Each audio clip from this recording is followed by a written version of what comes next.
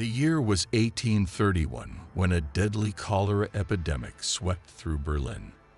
As thousands fled in terror, one man remained behind, not out of bravery, but out of cold, calculated curiosity. While others prayed for salvation, Arthur Schopenhauer, the notorious pessimist philosopher, did something unthinkable. He methodically dissected corpses in his apartment, studying the ravages of disease firsthand. To most, this would seem like madness. But Schopenhauer was after something far more radical. He was proving his life's work, that suffering is not humanity's curse, but its most potent weapon. What he discovered in those grim months would become the foundation of the most brutally effective psychological system ever devised, a system so powerful that for decades, institutions tried to suppress it. Because Schopenhauer's philosophy doesn't just teach you to cope with suffering, it teaches you to wield it like a blade. If this sounds dangerous, good, that means you're paying attention. Because what comes next will change how you see every obstacle in your life. This is not about finding happiness. This is about something far more valuable, harnessing the raw, untapped power of your despair, your anger, your deepest fears. While the world sells you cheap optimism and quick fixes, Schopenhauer offers the ultimate rebellion. The refusal to pretend life is anything other than what it is, a constant struggle. And the moment you accept this truth, everything changes. Consider the case of the ancient Stoics, who built an empire on this very principle.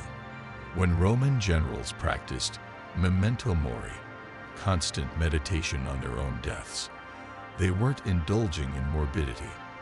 They were engineering psychological invincibility. By staring into the abyss daily, they became fearless in battle, unstoppable in strategy, immune to the petty concerns that broke lesser men. Want proof this works today? Look at any elite performer. The Navy SEAL who thrives in chaos, the billionaire who profits from crisis, the artist who creates masterpieces from pain. They're all using Schopenhauer's principles, whether they know it or not. Schopenhauer took this further. He proved scientifically what warriors had known instinctively, that the mind trained in darkness develops capabilities the coddled mind cannot fathom. Modern neuroscience confirms it. Pessimists show 18% thicker prefrontal cortexes. Their brains are literally built different, sharper, more resilient, better at cutting through illusions. The implications are staggering. Every moment you've spent fighting your negative emotions has been wasted energy. That gnawing anxiety, it's your ancestral survival mechanism screaming for you to pay attention. That crushing sense of meaninglessness, it's your intellect rejecting the shallow narratives society feeds you. Schopenhauer's genius was in recognizing these not as disorders to be cured, but as forces to be mastered. Here's where it gets interesting, because this isn't just philosophy. This is a practical battle plan. And if you're still watching, that means you're ready for the next level.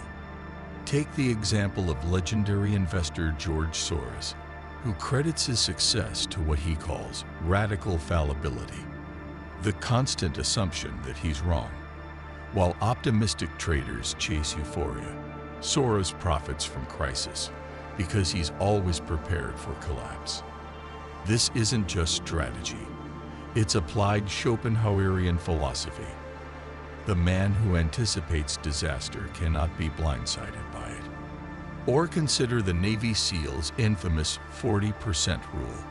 The discovery that when your mind says you're done, you've only tapped 40% of your true capacity. Schopenhauer articulated this a century earlier when he wrote that the human will can override all perceived limits. The SEALs simply weaponized it. Their training doesn't build strength.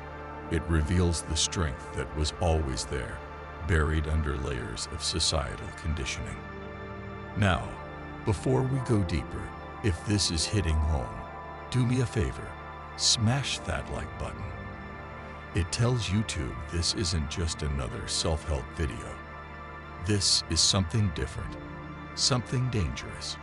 And the more people who see it, the more minds we can wake up.